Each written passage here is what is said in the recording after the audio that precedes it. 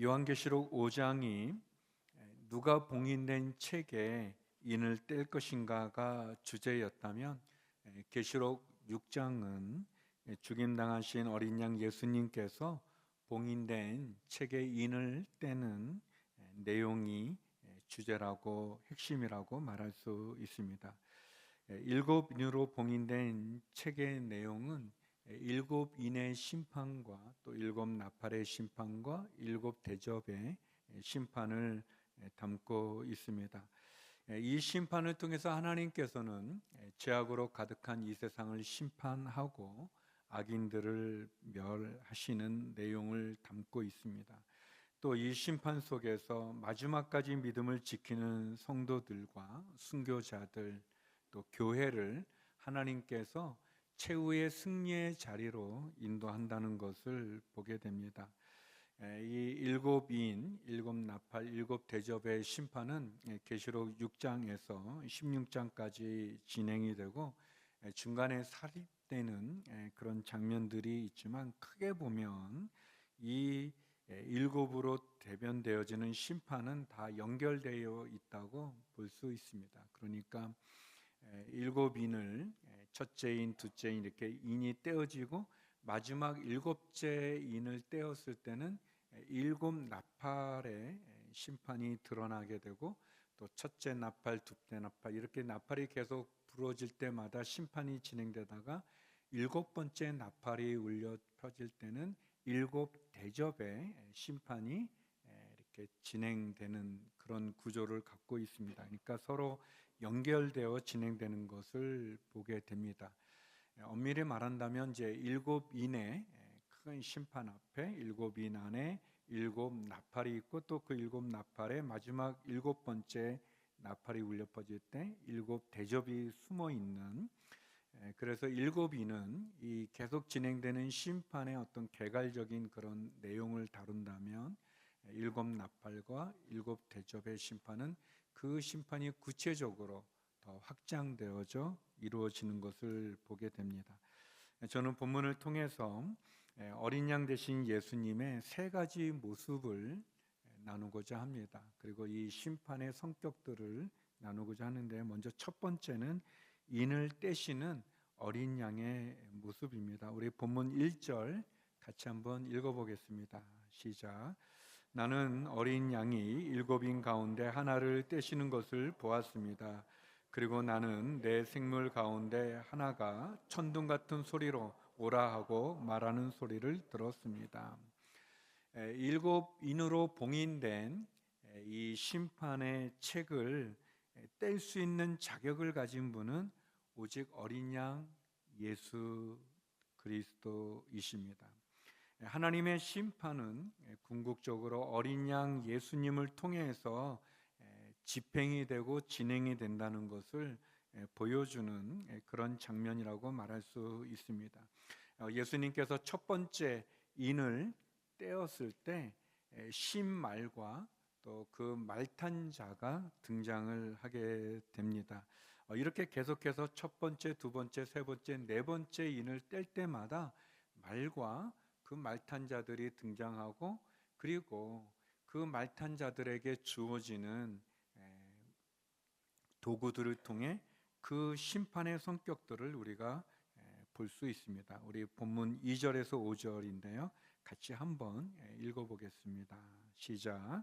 그때 나는 보았습니다. 신말이 있는데 그 위에 탄 사람이 활을 갖고 있었고, 그에게 면류관이 주어졌는데 그는 나가서 이기고 또 이기려 했습니다.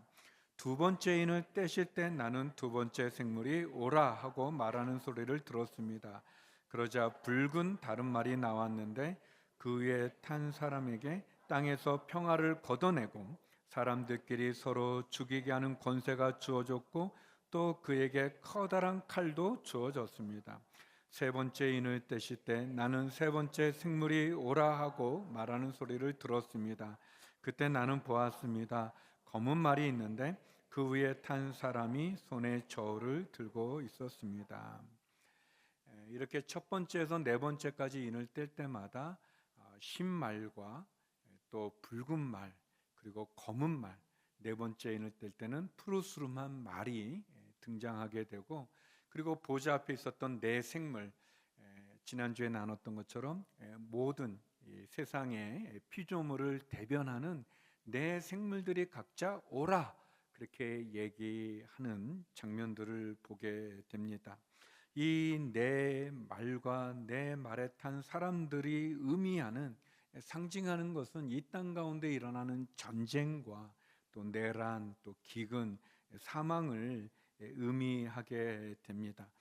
첫 번째 말 탄 사람들에게 주어진 활, 두 번째 붉은 말을 탄 사람에게 주어지는 커다란 칼, 그리고 평화를 걷어내어지는 모습, 세 번째 말 탄 사람에게 주어지는 저울, 이런 도구들은 이 세상의 평화가 사라지고 나라와 나라끼리의 전쟁, 또 한 나라 안에 일어나는 그 분열들, 다툼들, 분쟁들, 그런 모습들, 또 네 번째 인을 뗄 때 푸르스름한 말을 타고 등장하는 사람에게 주어진 이름이 사망이요 음부라고 하는 이 표현은 결국 칼과 기근과 또 사망과, 그래서 이 땅의 평화가 사라지고 이 땅의 4분의 1이 죽음을 당하게 되는 그런 모습을 보여줍니다. 세상은 평화를 원하지만 끊임없는 전쟁을 겪게 되고 그 전쟁 가운데 고통과 고난을 당하게 됩니다. 끊임없는 재난들, 기근들, 풍요를 원하지만 기근을 맞이할 수밖에 없는, 또 생명을 원하지만 사망이 주어지는, 그래서 사망과 전염병에 의한 심판을 받게 되는 그런 장면을 보게 됩니다. 죽임당하신 어린 양이 봉인된 그 책의 인을 뗄 때마다 이 세상 가운데 등장하게 되는 이 심판, 이 재앙, 이 어려움들은 사실 예수님께서 제자들에게 미리 말씀해 주셨던 내용이기도 합니다. 우리 마태복음 24장 6절에서 8절 말씀을 같이 한번 읽어보겠습니다. 시작. 너희가 전쟁의 소식과 소문을 듣게 될 것이다. 그러나 결코 놀라지 말라. 이런 일이 반드시 일어나야 하겠지만 아직 끝이 온 것은 아니다. 민족과 민족이 서로 대항해 일어나고 나라와 나라가 서로 대항해 일어날 것이다. 곳곳에서 기근과 지진이 생길 것이다. 이 모든 일은 진통의 시작일 뿐이다. 성도 여러분, 이 세상 가운데 마지막 심판의 날이 있습니다. 마지막 종말이 있습니다. 우리가 듣는 전쟁의 소식들, 소문들, 마지막 때에 일어나는 징조 중에 하나일 뿐입니다. 또 민족과 민족이 싸우고 처처에 곳곳에 기근이 있고 또 지진이 있고 사망과 전염병이 일어나는 이 모든 것들, 이것은 우리에게 마지막이 있다는 것을 말해주게 됩니다. 몇 년 전 우리는 코로나 팬데믹을 통해서 이 전염병에 의해서 이 21세기를 살아가는 이 지구상에 참 말도 안 되는 그런 고난을, 고통을 겪게 되고 두려움에 휩싸이지 않았습니까? 저는 그 뉴스에서 미국 뉴욕에 코로나로 인해서 많은 분들이 죽었는데, 돌아가셨는데 그 장례조차 치르기가 어려운 그런 상황에 많은 시신들을 이렇게 크게 판 곳에 이렇게 넣는 그런 장면을 보게 됐습니다. 미국에서, 그것도 뉴욕에서 가장 의술이 뛰어나다고 말하는 그 미국에 속수무책으로 그 생명이 죽을 수밖에 없는 그런 모습이 얼마나 안타까운지요. 저는 이 나라에서 시키는 대로 이 주사를 잘 맞았어요. 이렇게 시키는 대로 아무튼 다 맞았어요. 그리고 이제 안 걸렸거든요. 근데 목사님들, 특히 이제 어린 자녀가 있는 목사님들부터 이렇게 걸리고 또 전염되고 막 이렇게 어려워지게 되는데, 나중에 보니까 한 분하고 저만 안 걸리게 됐어요. 4차까지. 우리 권사님도 너무 훌륭하시네요. 근데 대부분 아무튼 이제 어려운 상황인데, 그리고 5차가 있었어요. 저희들이 이제 다 요 건너편에 있는 그 최찬영 의사 선생님 거기서 이렇게 맞았는데, 저하고 또 한 목사님인데 5차를 맞았거든요. 그 나이도 비슷해가지고 이렇게 같이 맞지는 않았지만 목사님 먼저 맞고 일주일 뒤에 제가 맞았는데, 5차를 맞은 목사님이 목사님 제가 코로나 걸렸습니다 그러는 거예요. 제가 너무너무 실망돼서, 아니 이게 뭐야? 아니 5차까지 맞았는데 그런 거예요. 저가 어떻게 됐는지는 물어보지 마시고 아무리 노력해도 안 되는 우리들의 연약함의 모습을 보여주죠. 근데 중요한 것은 이 봉인된 책의 인을 누가 띄는가? 어린 양이 띄신다는 거예요. 예수님이 띄신다는 거예요. 예수님이 제자들에게 말합니다. 이 모든 일들이 일어날 것이다. 그런데 이것은 시작일 뿐이다 라고 말합니다. 모든 일을 떼시는 그 일은 십자가에 죽으신 어린 양 예수 그리스도를 통해서 일어납니다. 그 사실은 이 마지막 때의 심판을 누가 잡고 있는가? 예수님이 잡고 계시다는 것, 마지막 재앙의 심판을 관장하시는 분이 어린 양 예수님이라는 것을 알게 됩니다. 우리는 미래가 알고 싶고 미래에 어떤 일이 일어날지를 두려워합니다. 그러나 그 미래를 아는 것보다 더 중요한 것은 그 미래를 누가 주관하는가, 마지막 심판을 누가 실행하는가, 그것이 더 중요하지 않겠습니까? 어린 양 예수 그리스도가 하십니다. 그렇기 때문에 우리의 미래가 인을 떼시는 어린 양 예수님의 손에 있다는 것은 우리의 마지막이, 우리의 심판이 하나님의 손에, 주의 손에 있다는 것을 의미하죠. 그 사실은 주를 믿지 않는 자들, 주를 거부하는 자들, 교회를 핍박하고 믿음을 가진 자들을 죽이는 악인들에게는, 세상에게는 두려움의 소식이겠지만, 그 예수 그리스도를 믿는, 그리고 그 믿음 가운데 순교를 당하시고 그 믿음 가운데 서 있는 우리들에게는 그 마지막 심판의 열쇠가 주님에게 있다는 것은 위로요, 승리의 자리에 있는 것을 기억하시기 바랍니다. 인을 떼시는 어린 양, 그 주님의 두 번째 모습은 심판하시는 어린 양의 모습입니다. 우리 12절에서 우리 14절 말씀을 같이 한번 읽어보겠습니다. 시작.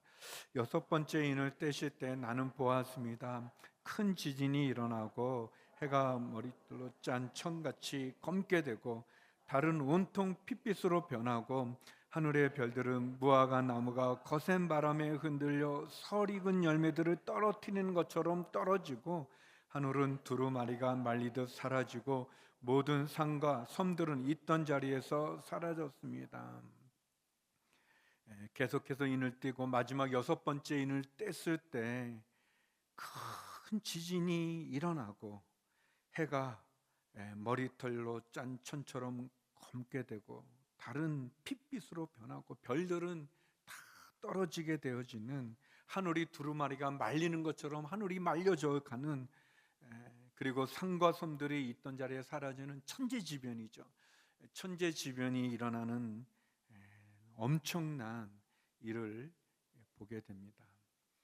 성도 여러분, 하나님께서 이 세상을 창조하시고 말씀으로 창조하시던 것처럼 하나님이 그 손을 흔드시면, 하나님께서 한번 그 손으로 이 세상을 흔들어 보시면 이 세상은 사라질 수밖에 없는, 한순간에 무너질 수밖에 없는 이 세상인 것을 보게 됩니다.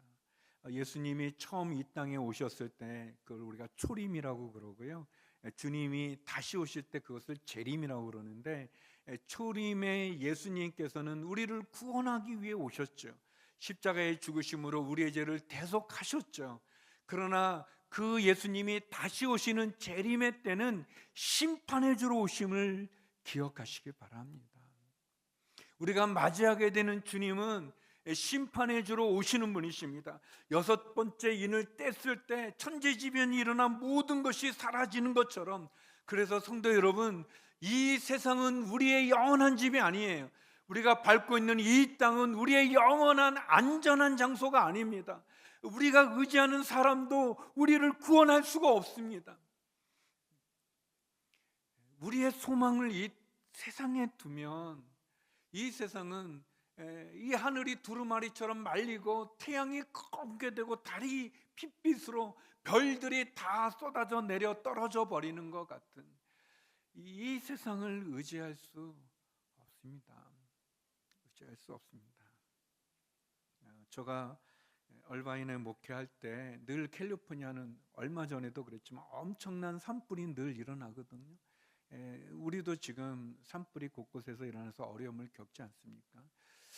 엄청난 산불이 오게 되는데, 그런데 우리나라는 이제 산동네라는 게 좀 약간 못 사는 분들이, 어려운 분들이, 생활 어려운 분들이 사는 그런 이미지가 있잖아요. 그래서 산동네 산다 그러면 좀 그런 이미지가 있는데, 미국은 부유한 사람들이 산동네에 살아요. 근데 이제 이 불이 이렇게 오는데, 제가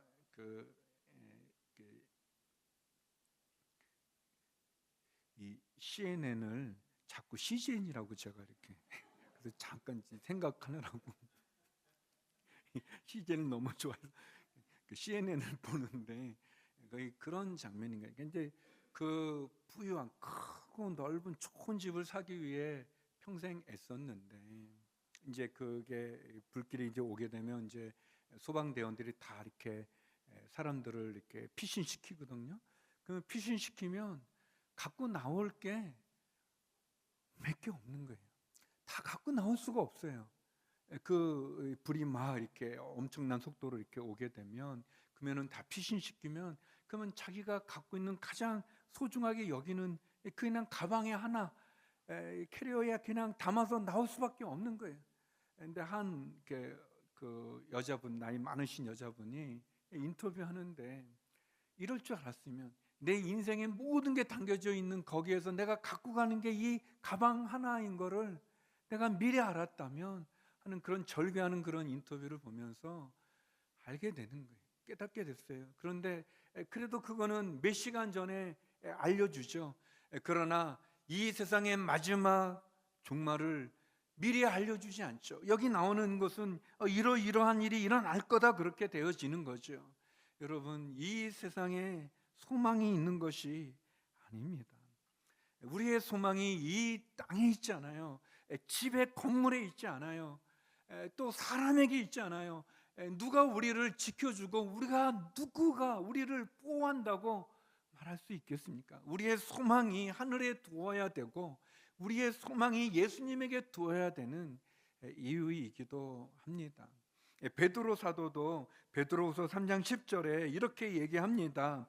그러나 주의 날이 도둑같이 올 것입니다. 그때 하늘은 큰 소리를 내며 떠나가고 하늘이 떠나가 버리고 그 구성 물질들은 불에 다 해체되며 땅과 그 안에 있는 모든 것이 드러날 것입니다. 주의 날이 도둑같이 임하고 하늘이 다 흘러 녹아내려지는, 해체돼 버리는 그런 천재지변, 그런 것을 맞이하게 되는 장면을 우리들에게 보여줍니다. 그러면서 오늘 본문에 보면 7계층의 사람들이 등장합니다. 가장 안전하다고 말하는 사람들이죠. 15절 16절에 보면, 계시록 6장 15절 16절, 그러자 땅의 왕들과 귀족들과 장군들과 부자들과 권세자들과 모든 노예들과 모든 자유자들이 동굴들과 산속 바위들 틈에 숨고 산들과 바위들을 향해 외쳤습니다. 우리 위에 무너져 내려라. 그래서 보좌에 앉으신 이의 얼굴과 어린 양의 진노로부터 우리를 숨겨다오. 어린 양의 진노로부터 보좌에 앉은 그분의 얼굴을 우리가 대하기가 너무 두렵다. 그러니 산과 바위들은 무너져 내려라. 누가 이런 말을 합니까? 왕들, 아무리 높은 지위와 권세를 가진 사람도 이 심판 앞에 제대지 못합니다. 귀족들, 장군들, 아무리 부유하고 아무리 강하고 또 자유하다고 말하는, 심지어 보잘것없이 느껴지는 노예들조차도 이 엄청난 하나님의 심판 앞에서는 차라리 산과 바위와 무너져 내게 내려 내가 죽임을 당하여 그분의 얼굴을, 어린 양의 진노를 보지 않게 해다오라고 얘기하고 있습니다. 그 진노의 큰 날, 심판의 큰 날, 우리에게는 두려움의 탄식으로 끝을 맺을 수밖에 없는 것이죠. 성도 여러분, 그래서 우리의 소망이 하나님에게, 주님에게 두어야 되는 겁니다. 이 세상이 우리를 지켜주지 못합니다. 마지막 세 번째, 응답하시는 어린 양의 모습입니다. 우리 본문 9절에서 10절을 같이 한번 읽어보겠습니다. 시작. 다섯 번째 인을 떼실 때 나는 제단 아래에서 하나님의 말씀과 그들이 가진 증거로 인해 죽임을 당한 사람들의 영혼을 보았습니다. 그들은 큰 소리로 외쳤습니다. 거룩하고 참되신 대주제여, 언제까지 땅에 사는 사람들을 심판하시고 우리의 핏값을 갚아주지 않으시려는 것입니까? 참 놀라운 말씀인데, 이렇게 첫 번째, 두 번째, 세 번째, 네 번째 인을 뗄 때는 말과 말 탄 사람들이 등장하죠. 하얗고 또 붉고 검고 푸르스름한 그런 말이 등장하는데, 여섯 번째 인을 뗐을 때는 그냥 천재지변같이 모든 게 다 무너져 버리는 엄청난 것이 있었습니다. 그런데 다섯 번째 인을 뗐을 때는 누가 나타나냐면, 믿음을 갖고 지키다가 순교를 당한 순교자들이 나타납니다. 그 순교자들이 어디 있는가? 제단 아래, 하나님의 제단 아래 그들이 있고, 그들이 하나님에게 기도를 합니다. 큰 소리로 외치는 거죠. 언제까지 땅에 사는 사람들을 심판하시고 우리의 핏값을 갚아 주시겠습니까? 라는 그런 기도를 드리게 됩니다. 성도 여러분, 우리의 믿음이 하늘에 있고 우리의 소망이 하늘에 있습니다. 우리의 돌아갈 영혼이 하나님의 보호자, 하나님 그 제단 아래에 있는 거예요. 특별히 순교자들이 어떻게 보면 힘들지 않습니까? 어렵지 않습니까? 고난 가운데 거한 것 아니겠습니까? 그런데 하나님께서 오늘 본문에 보면 응답하시는 거, 어린 양이 응답을 하시는 겁니다. 여기 보면 언제 마지막 날이 이 세상 가운데 올지는 모르지만, 그 정확한 날짜와 시간과 장소는 모르지만, 그러나 마지막 심판의 열쇠가 예수님에게 있는 것이고, 그 마지막 종말을 주관하시는 분이 예수님이라는 것을 나누지 않았습니까? 마찬가지로 그분께서 믿음을 가진 우리들의 이 부르짖는 소리를 응답해 주시는 거예요. 그렇게 순교한 분들이 언제까지 저 땅에 있는 사람들을 심판하며 우리의 핏값을 갚아 주시겠습니까? 그렇게 얘기하는 거예요. 그러니까 쉽게 얘기하면은, 하나님 우리를 죽인 저 악한 자들을 언제까지 놔둘 것입니까? 우리의 핏값을 갚아주셔야 되지 않겠습니까? 그렇게 이제 얘기하는 거죠. 이거는 뭐 순교자들이 이렇게 복수해 주십시오, 그러는 거 아니에요. 뭐 순교자들이 좀 뒤끝이 많구나, 저렇게 죽어서도 저렇게, 그런 의미가 아니고, 이 기도는 하나님, 언제까지 이 세상에 있는 악인들을 그냥 두시겠습니까? 하나님의 공의를, 하나님의 정의를 펼쳐 주십시오. 하나님 고통당하는 저 교회를, 하나님 저 성도들을 그냥 두시겠습니까? 라는 그런 이야기입니다. 제가 예전에 시드니 온누리교회에 가서 이제 그 설교를 하러 갔었는데요. 거기 이제 부목사님께서 이렇게 뭐 사회를 보면서 뭘 좀 실수를 하셨어요. 이제 뭐 약간 좀 잘못을 하셨는데, 그래서 이제 제가 뭐 괜찮았어요. 뭐 다 이렇게 실수할 수 있는 거니까. 저도 실수 많이 하는데 뭐 그렇게 이제 넘어갔어요. 그리고 이제 1년 뒤에 또 제가 이렇게 가게 됐어요. 근데 목사님이 또 이제 사회를 보시는 거예요. 그래서 이제 제가 그 목사님한테 목사님 전에 실수했는데 이번엔 잘하셨네요. 그렇게 칭찬해 드린 거거든요. 그랬더니 그 목사님이 정색을 하고 목사님은 뒤끝이 많네요. 아니 나는 칭찬 그분 아니 뒤끝이 있는 게 아니고 이제 그분 이제 잘하셨다 이렇게 말하려고 했는데 그분이 그러는 거예요. 이 순교자들이 천국까지 가가지고 이렇게 언제까지 그런 게 아니에요. 그런 의미가 아닌 거예요. 그 기도는 그런 의미가 아닙니다.